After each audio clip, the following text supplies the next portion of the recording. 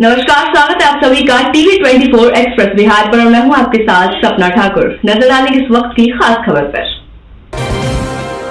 जी, आज AIMIM के प्रत्याशी के रूप में शिवहर संसदीय क्षेत्र से नामांकन किया है और 1 तारीख को हम लोगों ने नामांकन आशीर्वाद यात्रा निकाला था, जिसमें हम लोग लगभग सभी क्षेत्र में जाने का हम लोगों ने प्रयास किया, लोगों का गार्जियन का आशीर्वाद लिया और साथ ही साथ कई जगह गए और वहाँ शिवहर की मिट्टी उनसे जो है हम लोगों ने कर्ज के रूप में, चंदा के रूप में मांगा और उस मिट्टी से तिलक लगाया।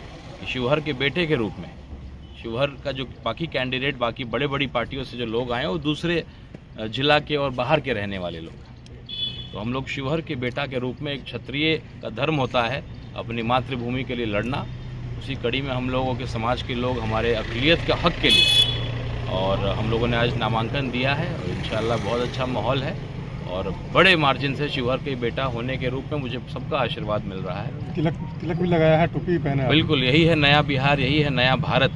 जो जहर लोगों के दिलों में पनपता जा रहा है उसमें हमें घुस करके, अगर हिंदुओं के अंदर जहर घुसा है तो हम हिंदू को काटना होगा, मुसलमान भाइयों के अंदर किसी ने जहर डाला हो मुसलमान भाइयों को मिलकर काटना होगा। यही पहल हमारे सदर साहब जो AIMM के राष्ट्रीय अध्यक्ष हैं असदुद्दीन ओवैसी साहब ने ये पहल किया और एक हिंदू के बेटा को, पहली बार किशनगंज के बाहर एक हिंदू के बेटा को मौका दिया है और इस बार सदन में अल्लाह अकबर भी होगा और जय श्री राम भी होगा। ओवैसी साहब आएंगे क्या? बिल्कुल, ओवैसी साहब का 2 प्रोग्राम लगेगा।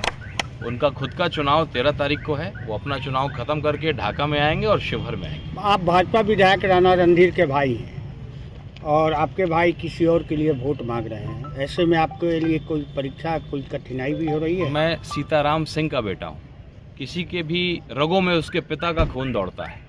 सीताराम बाबू एक पार्टी में गए, उन्होंने अपना जीवन दिया। सीताराम बाबू जहाँ भी पहुँचे उसमें अक़लियत की सबसे अहम भूमिका थी और मेरे भाई साहब जिस पार्टी में चले गए, मेरा बगीचा जो बनाया हुआ मेरे पिताजी का एक बड़ा हिस्सा छूट रहा था और वही बुनियाद को मैं अपने राजनीति का जो है पहला सीढ़ी बना करके मैं एक सेकुलर पार्टी से आया हूँ और आ करके अपने पुराने परिवार को, सीताराम बाबू के परिवार को जो उनसे दूर हो रहा था, उसको समेटने आया हूँ। और एक बेटे का फ़र्ज़ होता है कि अपने पिता के संपत्ति को अगर बढ़ा ना सके तो कम से कम बचाए। उसी कड़ी में मैं, क्या कॉम्बिनेशन है आपका कि वोट बैंक के आधार पर आप आए हैं चुनाव मैदान में? देखिए, सबसे मजबूत कॉम्बिनेशन है कि मैं शिवहर का बेटा हूँ। मेरे पिताजी जब यहाँ से सांसद हुए थे तो मेरा मधुबन विधानसभा पहले शिवहर में नहीं आता था, लेकिन मेरे पिताजी ने उसको स्पेशली ऐड कराया, बहुत मेहनत किया और ताकि मधुबन भी शिवहर का हिस्सा हो और कोई आने वाले भविष्य में उनको कोई बाहरी ना कहे। तो जो बाहर के लोग आ जाते हैं, बाहर के लोग थोप दिए जाते हैं, हमारे शिवहर की मिट्टी पंडित रघुनाथ झा की धरती है, मोतीउर रहमान साहब की धरती है, अनवारुल हक साहब की धरती है, सीताराम बाबू की धरती है, अब लगातार अपमानित हो रही है। क्या एक नेता हम पैदा नहीं कर सकते हैं? कोई बाहर का जिला आकर के हमारे परिवार का गार्जियन बनेगा? ये कतई बर्दाश्त नहीं होगा। समाज ने मुझे आगे किया है कि अगर सीताराम बाबू का बेटा नहीं लड़ेगा तो कौन लड़ेगा? अपनी मिट्टी के लिए, अपने शिवहर के सम्मान के लिए। भाई, हमारे यहाँ एक से एक नेता पैदा पहले भी हुए थे और आगे भी होंगे। अच्छा, ये बताइए, अंतिम सवाल ये है कि आपकी लड़ाई एक दबंग है, जिसको लोग दबंग कहते हैं, बाहुबली कहते हैं, वो चुनाव मैदान में है, एक ऋतु जायसवाल है, तो क्या मानते हैं इस बीच में अपने आप को कहाँ देखते हैं? देखिए, अब जो दौर है वो बदल गया है, लेकिन जो कुछ पुराने लोग हैं उन्होंने अपने सॉफ्टवेयर को आज भी अपग्रेड नहीं किया है। और आप तो यहीं चुनाव और DM कार्यालय में हैं, चुनाव आयोग के कार्यालय में भी सबका नॉमिनेशन होगा, तो सब में देखिएगा कुछ ना कुछ क्रिमिनल रिकॉर्ड आपको नज़र आएगा, लेकिन आपके शिवहर के बेटा में नो क्रिमिनल रिकॉर्ड लिखा हुआ आएगा।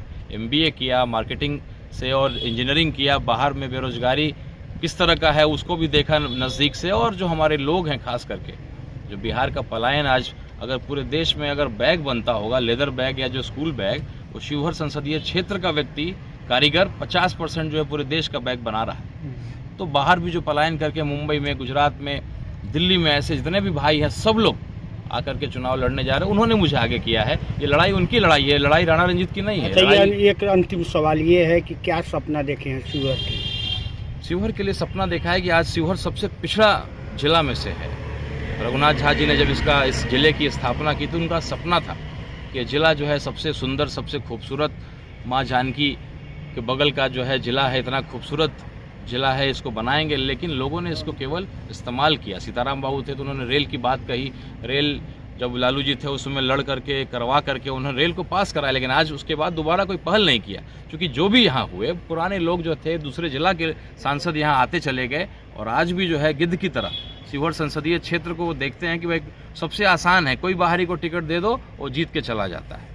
इस बार लोगों ने मन बना लिया है कि शिवहर जो है किसी बाहरी को नहीं जीतने देंगे, और अक़लियत समाज ने ये मन बना लिया कि जिस तरीके से आरजेडी जो अपने आप को कहती है कि मैं सेकुलर पार्टी और मैं अक़लियत की चिंता करता हूँ, उनको जो है इस पर सबक सिखाएंगे, अपनी ताकत को दिखाएंगे। क्योंकि मात्र 17% वाले को 2 टिकट उन्होंने दिया, और जो 14% यदुवंशी समाज के लोग उनको उन्होंने 10 टिकट लिया।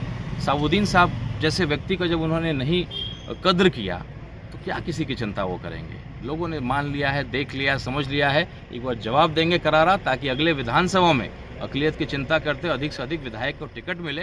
इस बार शिवहर से क्रांतिकारी